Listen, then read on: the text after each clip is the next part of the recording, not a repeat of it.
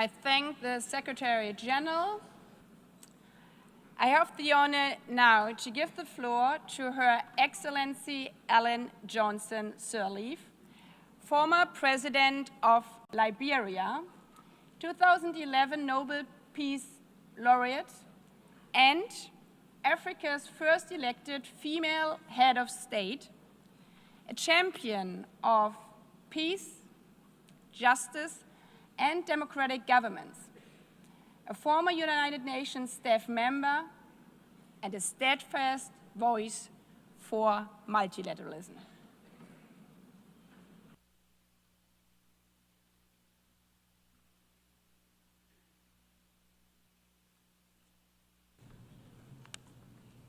Excellencies, Madam President of the General Assembly, Secretary General, distinguished delegates, friends, I'm honored to address this high-level meeting on peace and security as part of the UN 80th anniversary. 80 years after the founding, we must recommit to the Charter, to our common security, to the belief that nations can choose dialogue over destruction. We begin in Africa, our shared cradle of resilience and hope, where democracy is weakening, where fractures across borders from Sudan to the Sahel to the Great Lakes strain our regional architecture. Yet, across Africa, communities stand up to extreme violence. Regional bodies mediate transitions, and women's groups negotiate truces when the state is distant and humanity is near. We have learned hard lessons. Prevention costs less than reconstruction. Reconciliation is a process, not an event. Peace agreements require institutions and citizens to be real. When guns fall silent, skills training, jobs, justice, and dignity must follow swiftly. Liberia's story illustrates UN-led progress and success.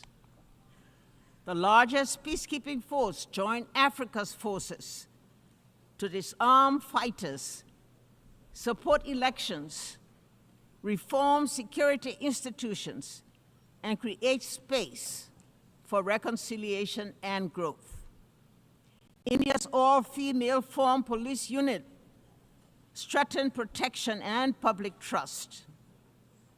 The mission ended with Liberia standing on its own feet, out of war, into a fragile peace with accountability, inclusive dialogue, and economic opportunity for young people. We must acknowledge that the multilateral architecture built to shield future generations from war is underperforming. That global leadership lacks a unified effort to respond to a technological enabled world. Commemoration without candor is unaffordable. The world asks whether this House will protect civilians and uphold international humanitarian law. These are not words of despair. They are summons to repair. Our answer must go beyond words. It must translate into actions felt by a family in a tent, a nurse in a clinic, a child in school. It called for change, a renewed vision of collective security, and a broader approach to the triple planetary crisis and worsening inequality. The call for the new design of a new vision, better together, must ensure immediate protection of civilians, finance for conflict prevention, proposals that pay real people, leaders who are audible and accountable, women at the table with budgets that guarantee their participation in all peace negotiation delegations, and the deep weaponization of the information space. None of this is beyond our reach. It demands humility to listen, courage to compromise, persistence to implement. Peace is not built only in conference rooms, but in classrooms where girls learn without fear, clinics where mothers deliver safely, markets where youth find dignified work, courts where law is fair, and in daily acts of neighborly coexistence. 80 years on, the United Nations founding generation would ask if we are still worthy of the hopes inherited. Our answer must be yes. Not because the world is less dangerous, but because our determination is stronger. Better together. Your theme,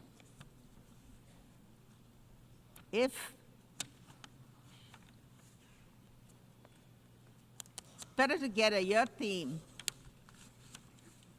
it must be a strategy. Regional bodies and the UN working together. Civil society and governments co-designing solutions.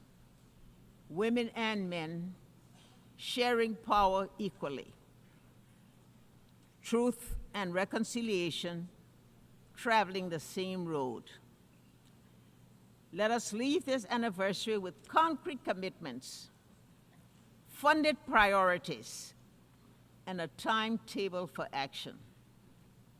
Show those in shelters, standing in the bread lines, and awaiting news of loved ones that the United Nations, as it celebrates its 80th year, remains a place of peace, a place of refuge, a place of unity, and a place of hope.